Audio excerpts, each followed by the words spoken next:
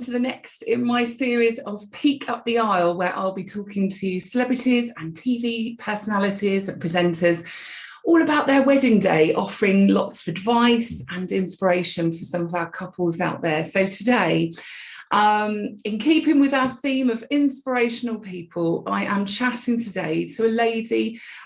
She's one of my favourite people on TV. She's an accomplished architect and star on Your Home Made Perfect. She's a successful businesswoman in her own right. She's an MMA fighter, mixed martial arts fighter. She knows her own mind. She's passionate. She's an all-round, lovely, lovely person. And as I say, a complete inspiration. If anyone can, this woman can. It is the incredible Laura Jane Clark. So welcome, Laura. Thank you very much for joining us. How are you today? Very good. Thank you so much for having me. Oh, it's a delight, honestly. And I've obviously in my intro to you today, I've mentioned how much I'm a big fan of yours. I know lots of our followers are as well. We've been madly following the last few episodes of Your Home Made Perfect. Which came to an end, didn't it, the season on Wednesday? So yeah, it was a bit sad that it's all over now, but I guess that frees you up, does it, to do other things? Well, no, I'm deep in the next series, so yeah, I am designing, specifying, working with the VR team, but it's quite an exciting part of it because you get all the visuals back and you see your design starting to come to life. So yeah, it's very exciting. Well, that is music to my ears because I absolutely love the program. One of my daughters, I've got twin girls, one of them is totally into homes. She loves floor plans. She will just pore over floor plans, you know, she just loves them. She's only 9. But she loves it. So yeah, we are just glued to the telly, which is brilliant. But anyway, I digress. We're here, of course, to talk about weddings. But before we do, I wanted to ask, because I read a bit about you, that you're into wild swimming, aren't you? Have you just started? Well, we say wild swimming. I mean, putting a swimming costume on and going doggy paddle in Loch Lomond for 5 minutes is not wild swimming. I did a couple of kind of joke emails and one of me going like, yeah, I'm really far out, and then like standing up, and then I was like, wow, you're taking it really seriously. I'm like, no, what's the end of the video? Because I mean, I'm actually I was a competitive swimmer, and I actually grew up in Croydon, so not far from the Crystal Palace area, and obviously used to swim a lot at the pool at Crystal Palace. So I was going to ask, where do you go swimming? Because there's not exactly an abundance of open water opportunities where you live. Crystal Palace Park by the well, I actually live in Dumbarton, just outside Glasgow. So we're kind of 10 minutes away from Loch Lomond. So we've been, found this little spot that nobody really goes to, and you just kind of like go for a quick doggy paddle. But my daughter loves it as well. So it's, I think she just likes to wee in the, she's like that, I'm weeing. There's always that giveaway face, isn't there? What are you doing? Why is it warm? Oh, bless you. Well, obviously we're going to talk about your weddings. As I said, we're, you know, obviously you're going to divulge some information and share that with us. But before we start all of that, I just wanted to know, can you tell us a little bit about how you met Kevin? How did you get together? So we met in India. One of my friends, my best friends, is Indian heritage, and they got married in India. And I was living in London at the time, and I'd not seen him for ages. I used to live with her husband, and I, not seen him for years, but stay in touch. But it was before kind of Facebook and all that kind of stuff. Became really popular. And I remember I got a phone call saying, Laura, stop eating. You're coming to India to our wedding, and you will never need to eat ever again. There'll be so much food. So I went to the stag night because I'm more friends with the guy than Kumud at the time. And I met this very nice gentleman called Kevin in a red velour tracksuit. And I was like, he's lovely, but I don't think I'm his cup of tea. And then we ended up going to India for this massive big wedding. and he came separately. So we all, the kind of the Glasgow contingent, went on a plane all together to Delhi. Wow. And during the Scottish side of the wedding, he was like, "Yeah, see you in Mumbai." And Cohen's like, we're in Delhi." He got the wrong flight. Oh no. He turned up about a day late. And I just remember him getting out of the taxi, and it's like really hot, humid, and he's just like, with his hair, like, and I was like, "Oh, he's not the red velour tracksuit boy I remember." And yeah, we spent 2 weeks together, basically. Wow. A week together with friends, and then we spent kind of a week together, just traveling together, just and that was it. Kind of. Oh, amazing. Is he generally quite disorganized, or are you the one that keeps him on track? Is that? I think it's I'm always late for everything, as you can tell, being late. And he is really punctual. Oh, okay. Very tidy, but I'm really organized, very untidy. He's very disorganized, very tidy, very punctual. So it's like a kind of, perfect match, it sounds. Yeah. So obviously I know a bit about your background. Obviously, part of the intro, I mentioned that you're an MMA fighter and that you train a lot. And to be honest, you're probably one of the most capable women I think I've ever heard of. Did that frighten him at all, or the fact that you could do all of this stuff? Or well, when I met him, I was doing burlesque as well. So oh wow! Oh my gosh! So my stage name is Lolo Love, and so he's actually got a tattoo of Lolo Forever that he got on our honeymoon, and his wedding suit has got Lolo Forever inside. But then I kind of stopped doing it and got into MMA instead soon after. Like you do, yeah, natural progression, yeah.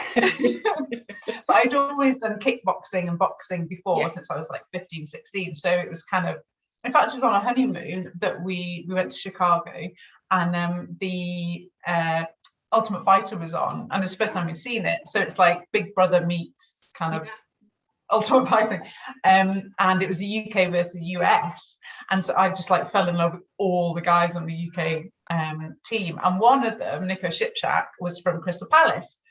So Kev was like, "Oh, I'm going to go train, and he didn't. So, right, well, if you don't go, I'm going to leave kickboxing and I'll leave my club and I'm going to join MMA, and that's what I did. And I've got some of my best friends from there. Yeah, just a really amazing club, really amazing guys, no ego. Yeah, it's just brilliant. It's pretty full on, isn't it? My husband has done martial arts in the past. He's a karate sensei and black belt, whatever. I could still take him though. Anyway.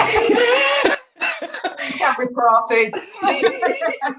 No, but yeah, I mean, MMA, that's pretty serious, isn't it? That's, you've got to, it covers everything really, doesn't it? There's no holds barred. So you are, I mean, are you coming back with bruises and stuff? Is that kind of still happening, or? Yeah, well, I've not trained for a good couple of years, obviously everything that's going on, but yeah, I mean, I've broken nearly every toe in my both feet. I've broken fingers, my sternum, cracked my sternum. Never had my nose broken until I was doing my decking. I know. So it's obviously kind of hardened my face up over the years.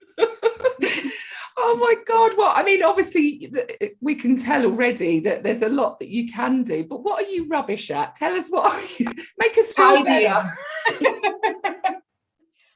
Tidying, doing the washing, sleeping, not worrying. I'm a massive worrier. Well, I think that's because you're so passionate, aren't you? You've got everything invested. You are all in kind of person. And I think, you know, with that comes everything's in this project. I'm now going to sort of, you know, worry about these things. But no, I think that obviously makes you who you are and makes you, you know, so good at what you do, which is brilliant. So coming back to weddings, so you've kind of obviously with each other, how did he actually propose? How did that come about? When was that? What was the story?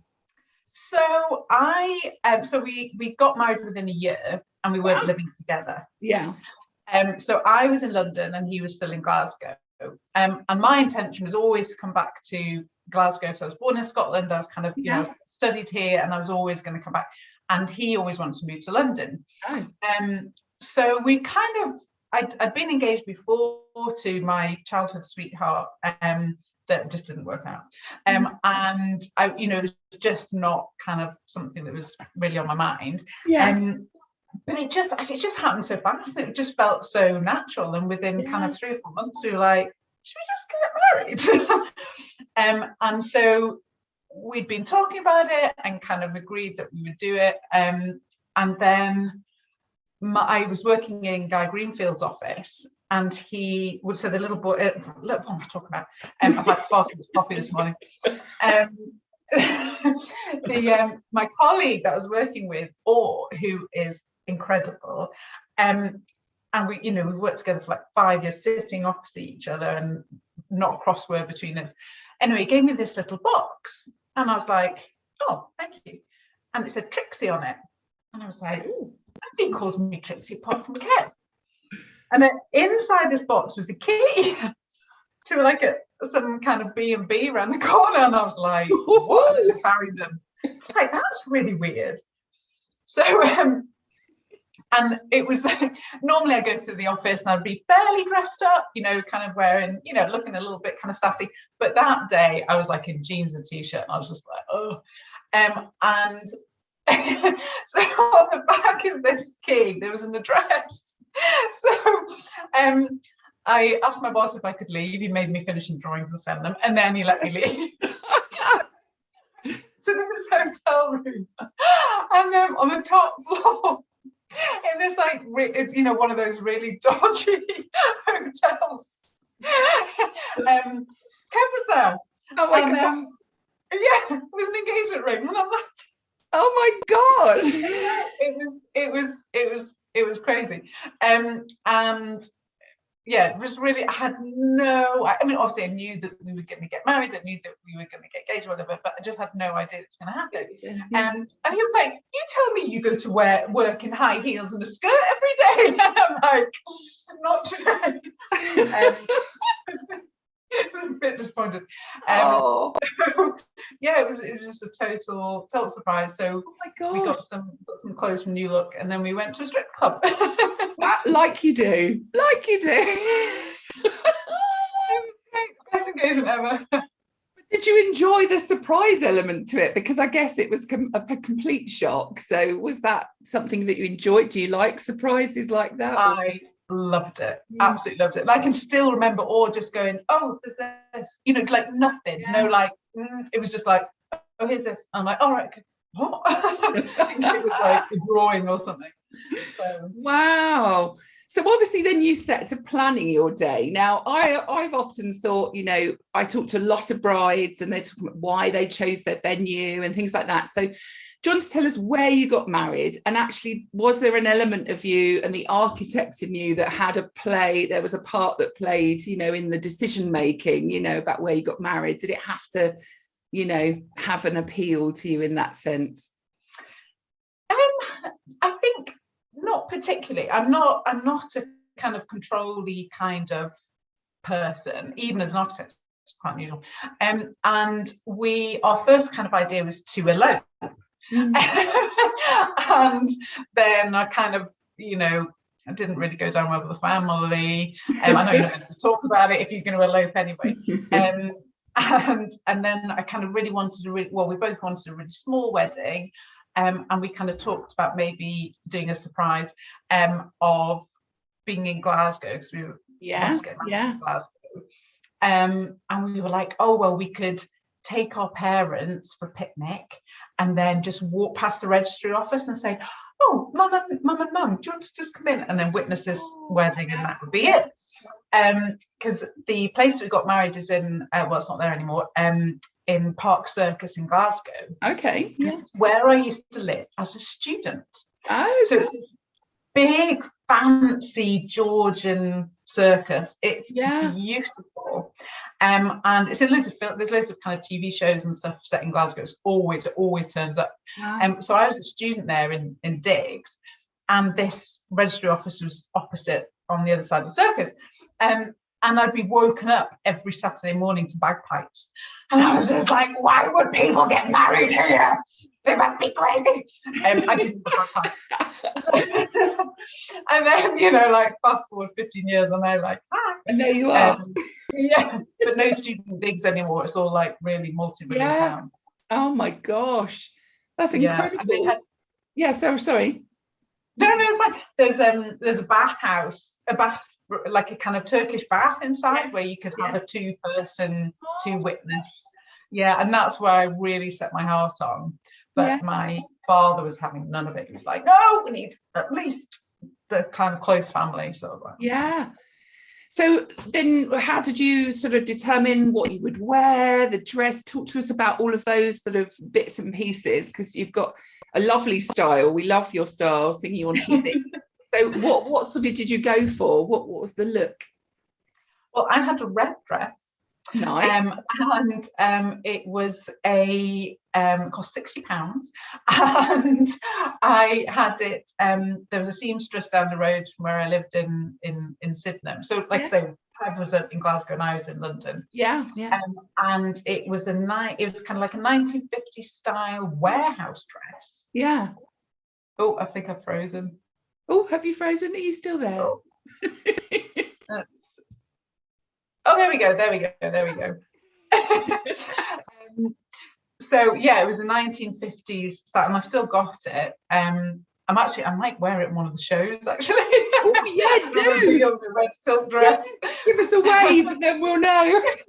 And I just wanted something a bit different, and we had a kind of a civil ceremony.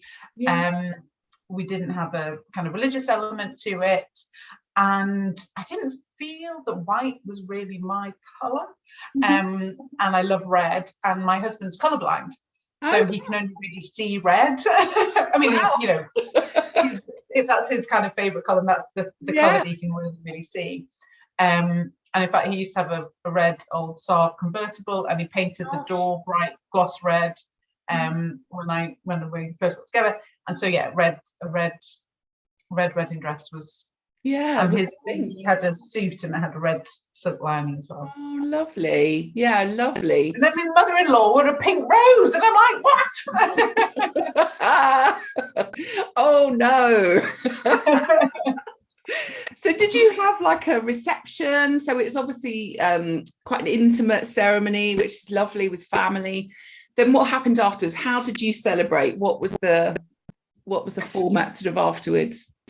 So we had, so it was about 9 of us in the wedding, and my middle sister just had a baby. So that was all, because we'd actually booked a holiday to Chicago for 2 weeks. Yeah. And being self-employed, taking that kind of time off is like mega. And when we decided to get married, we were like, well, we can use that 2 weeks as our honeymoon. Yeah. But then it was like, well, that's Helen's due date. She's a midwife, fortunately, and she's like, yeah, don't worry about it. First child, I'll be fine. It's fine. Don't worry. Fortunately. So and it worked out, and little Annie was there. Little tiny baby. Little Diddy. Yeah, it was lovely. So it was just 9 of us, and a couple of Kev's friends who worked around the corner came. So there's about 13 of us in the photographs. And then we went for a lovely big meal together. And then after the honeymoon, we had a massive party with all our family and friends. In a really, it's a great, I can't remember the name of it now. It's a kind of traditional Sloane's in Glasgow. Okay, yeah. So there's this gorgeous like kind of arched parade. Yeah. And there were loads of jewellers there. So traditionally brides would get their engagement rings and their wedding rings from there, and then they'd go upstairs and they'd get married in Sloane's. So it's like tiled, it's amazing. We had some burlesque dancers, and we had and my husband was in a band, so they played, and it was just really, it was just a crazy mad party with everybody there. I love that there was those different elements to your day. So you had what I consider, that really special time, that intimate sort of part of it with just close people, and then obviously the meal, and then obviously celebrating after the honeymoon and stuff. So where did you go on honeymoon? What happened? Where did you jet off to? Well, we went to Chicago. Oh, of course.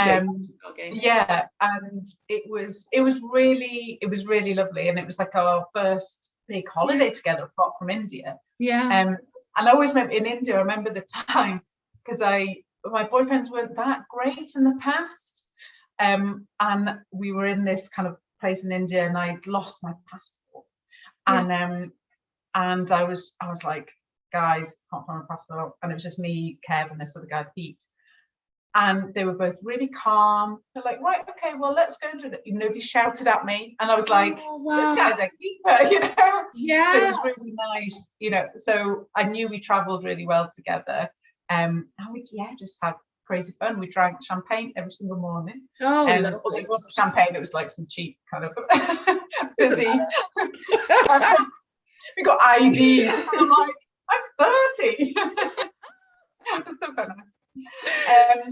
And we just kind of wandered around, and there was one of the kind of the main days of the honeymoon. We went. There's a really nice guitar shop that Kev wanted to visit, so we got a train all the way out.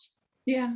And we realised it was just, you know, because it's a big grid city, and it was just a straight line back to the hotel pretty much. Oh, wow. So we basically went out in the morning, got food, bought this guitar, and then we walked all the way back into town, and it took about 6 hours. But I took a photograph every like half hour. So you could, you know, just with our shadows, and as they kind of got bigger and longer, and then it got darker, and one of the pictures that I took is Kev with this big guitar shadow, and that's in our kitchen at the moment, and I just love it. And I bought, you know, there was loads of crazy shops on the road. There's like vintage shops. I bought a sequin cardi. Kev got a tattoo, and you know, it was just like a full day, just one road. It was so, you know, it's so kind of, it was like so evocative. Yeah. It was like a proper journey, wasn't it, by the sounds of it? And we were pissed as well, so. Standard. It sounds like there's a lovely, like almost an ease about your partnership. So you kind of just rub along really nicely together, don't you? It sounds sort of quite nice, and you obviously complement each other. What do you think was that moment where you thought he is the one for me? Because you've mentioned obviously about the dealing with the passport situation, but was there anything prior to that that obviously made you think, yeah, this is the one? Well, funnily enough, again in India, we because we were there with a big crowd for Martin Kumid's wedding, everyone was booked on a bus journey to the Taj Mahal. Yeah. And I was like, can I just say, I don't actually really want to come. I'd love to see the Taj Mahal, but I would like to see it on the back of a motorbike. Ooh. 4 o'clock in the morning with the sun coming, you know, that's, if I get to see it, that's how I'm going to see it. So I was just like, I'm really sorry, I wouldn't, is it okay if I don't come? And Kev was like, oh my goodness, I'm so glad you said that. I feel exactly the same. Yeah. So we had a day together. So everybody went up to the Taj Mahal. And actually, Kumid's mother-in-law, who I'm very, very close to, broke her ankle coming out of the bus. I know, it was awful. But Kev and I had this lovely day together, and we went up to a place called Green Park, and I bought a really nice silver bracelet and some onyx. And it was just so relaxed, and it was like I knew him forever. And because we were our friend, you know, we were in the same circle of friends for a good 10 years, but we just never met. Yeah. So I knew that he was lovely, and I knew that he was great and not a psychopath, which most of my boyfriends have turned out to be. I think it made it a little bit easier. Yeah. And we were on a swing in this little park in India, and just kind of like la la la, and had a skirt on. And in the corner there was a guy with his back towards us against the wall. Yeah. And I was like, oh, let's having a wee. And they were like, oh no. And we were like, oh my goodness, maybe let's get off this swing. And it was just hilarious.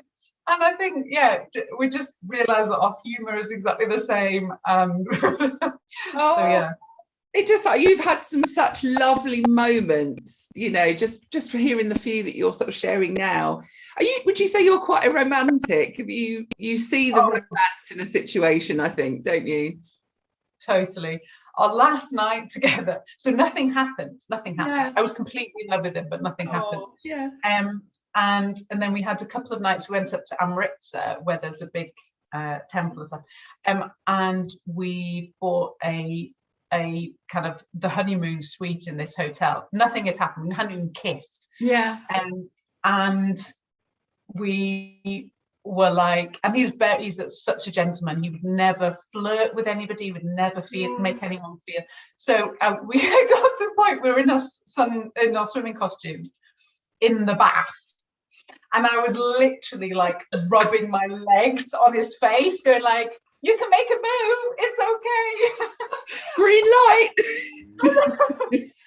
And April in India is the wedding season, so there was loads of fireworks going off. Oh. But I also had really bad flatulence, so we were in the bath, and I kept on going like, "Oh, I'm just going to look at the fireworks," and then like, and I go back to the bath. Oh, how funny.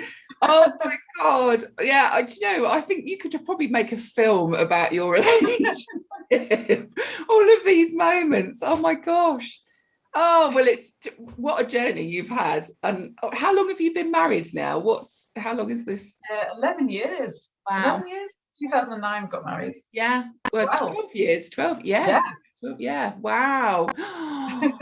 So what would you say was because you do look for those moments in life, when looking back on your wedding day, what would you say was the standout moment? What sticks in your mind as one of your favorites? I think it was actually the party afterwards. Obviously the wedding was lovely, and it was, really, really, it was great. It was a bit kind of quick and a bit of a kind of a whirlwind, and I was actually cleaning my car the morning of the wedding. I chose to do my own hair and makeup, which I regret. And I kind of not that I didn't take it seriously, but I kind of didn't want to do the usual stuff. And I kind of, looking back, I'm like, do you know what? I mean, we almost didn't have a photographer. Wow. So it's like, oh, we don't, just take a couple of Polaroid, that kind of ridiculous romantic where it becomes a bit psychotic. And my dear friend Fiona, who's a mutual friend, and she's a photographer, and she used to do wedding photographs. She said, like, Laura, I am going to come and photograph your wedding, and you are going to be photographed because you will really regret not doing it. And she was totally right. So she took black and white film photos and Polaroids. And I'm so glad she did. But I remembered the actual party. Yeah. And one of the standout memories is one of our friends, again, a mutual friend that, we just meet, and Kate, and she's got massive, big curly hair. And she walked in this and she's about 6'9", and she's walked in this like tight tuck suit and a little hat. And we were just like, yay! She's just so glamorous, and it just kind of epitomized everything that we wanted to achieve.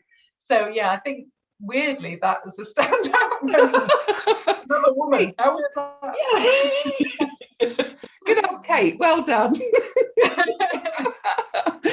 Oh, so I mean, have you, obviously, because your celebrations were split somewhat, obviously with the honeymoon and then the party afterwards, so what advice would you give to people that are doing something similar to you? I mean, because there are people do their weddings, they all sorts of ways nowadays. So any advice, anything at all that you would, obviously having the photographer was one of them, to be able to capture and document it, but anything else at all? Definitely hair and makeup, get it done. Hair and makeup. I was so anti it, and I remember, so when I used to do burlesque, I used to do photo shoots as well, and I would always do my own makeup. I was like, no, I'm fine, I know my own face. And I used to have really, really bad acne till about 30, so I think that had a massive part of it as well. And then I had a photo shoot, and I had my, like a 1950s makeover. Wow. And I was like, oh, now I get it. And obviously getting makeup for TV, they just know what they're doing. And also there's an element, it's sort of a bit of a pampering moment, isn't it? You know, it's something you don't have to worry about. So yeah, I do get that. Yeah. Anything else at all? Anything that's sort of that you would, any other bits of advice?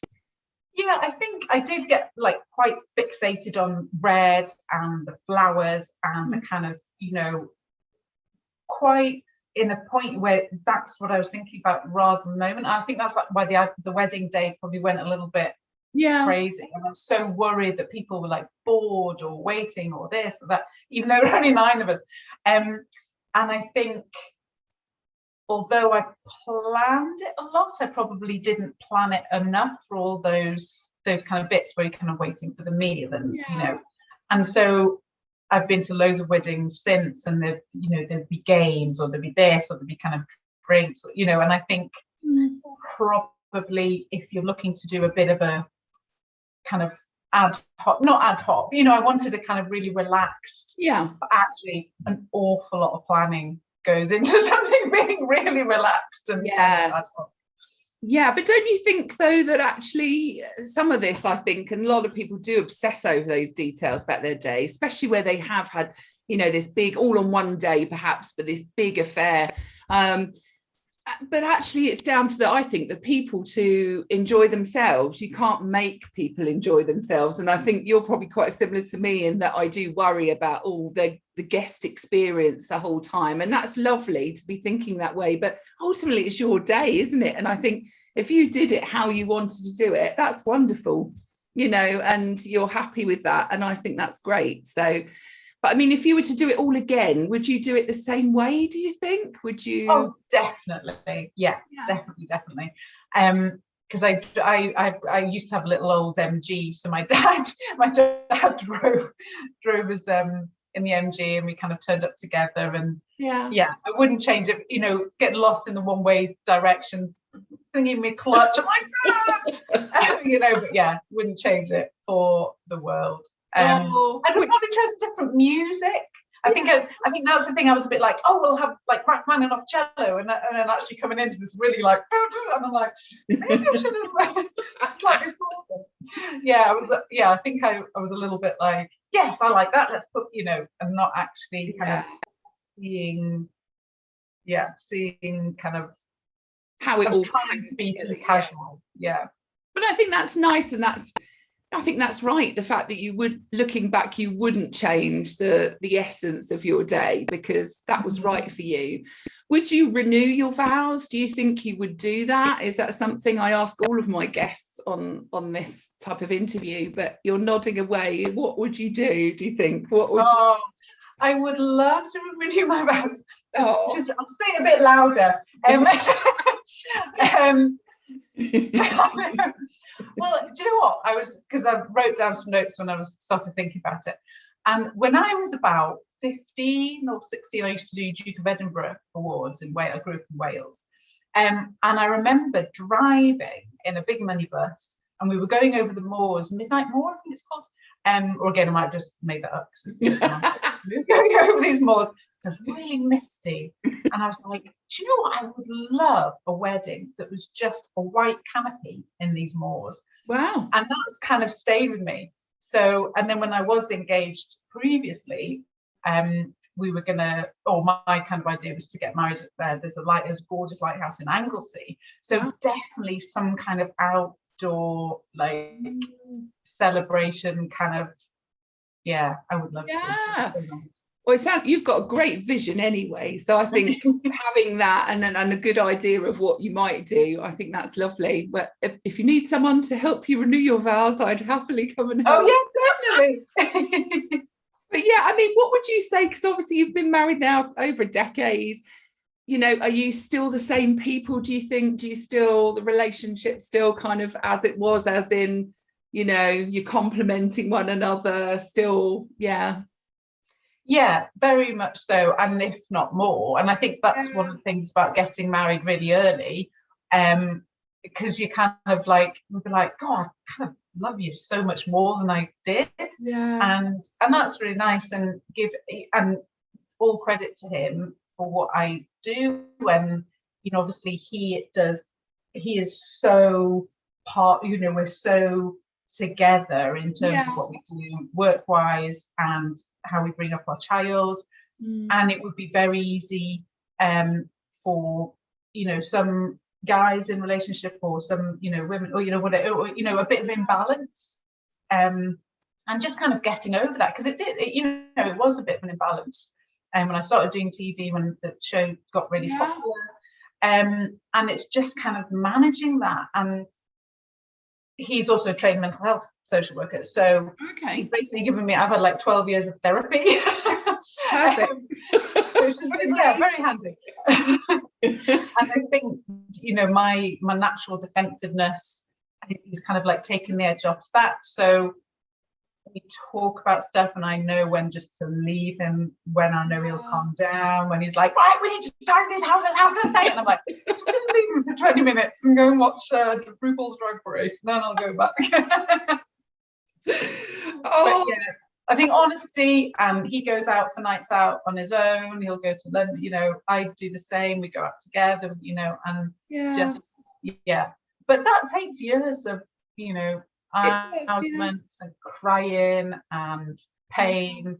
But I think you've got to push through some of that, haven't you? Because I hear a lot of people, oh no, we don't ever argue. And I think it's not necessarily about the arguments, but I think it's pushing through the differences and having an understanding. And I mean, we've been together now for 15 years odd, something like that. So so it does take time, doesn't it? And you grow together, I think, as well, and you adapt and more aware, I suppose, of your own personality and all the rest of it, and can again, like you say, just complement each other. So any advice, having now all these years under your belt as a married lady? Anything else that you can impart for our couples? Words of advice. Get your husbands to buy all his shoes. Like that one. So Kev is my stylist. He basically we'll spend an evening and we'll like work out clothes and work out combinations. And it's very good to have somebody that has a keen eye. He's got your back, isn't he? Okay, so the colour wine thing. That's That's a lovely grey dress, darling. I'm like, so the key to a successful marriage: relinquishing control of your shoes. I love it. So obviously, before we go, and we appreciate you are very busy. Do you want to tell us a little bit about what you've got coming up? Because you mentioned you're in the middle of preparing for the next series of your Home Made Perfect. Anything else at all that you've got coming up, maybe on a personal level? You know, obviously you're an architect in your own right. Anything at all that's happening there? Or well, quite exciting, I'm writing a book. I'm going to buy it. But I think one thing that I've noticed, especially over the pandemic and moving my consultations, which I've been doing for like 12 years online, is that so many people really want to take ownership over their homes, and you know, and I just kind of feel there's a real, as an architect, I'm not doing big skyscrapers and stuff. I always felt a bit like, oh yeah, I just do house extensions and like, you know, the occasional new build, and other architects be like, oh. But now I'm like, do you know what I do is one of the most important jobs, because I work with homeowners to make their life better, make their home better. So I wanted to write a book to kind of help people see how to design. So I wrote some webinars. So it's basically like me in your background going like, well, what about this and this, and like where the light comes in. So that's really exciting, giving design for all. That's amazing, because that's one of the things we love about watching you, because you are very much, you hear and you get a sense of people and how they live, and just sort of tearing down all the walls and kind of what space have you got, and well, actually this is how you live your lives. Why are you doing it just and conforming to the walls that are currently there?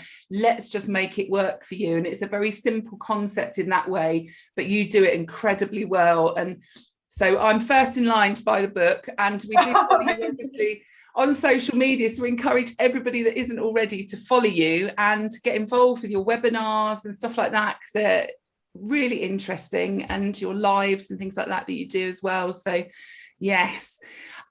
Anything else you'd like to say about weddings? Anything else at all? Have you got anything else? No, not at all. I love what you're doing. I love the fact that it's kind of moving away from the big, like, do we buy a house or do we have a wedding? You know, it's like we couldn't afford, we couldn't afford it. My dad gave all three daughters the same amount of money with a little bit of interest, and we did ours on £6,000.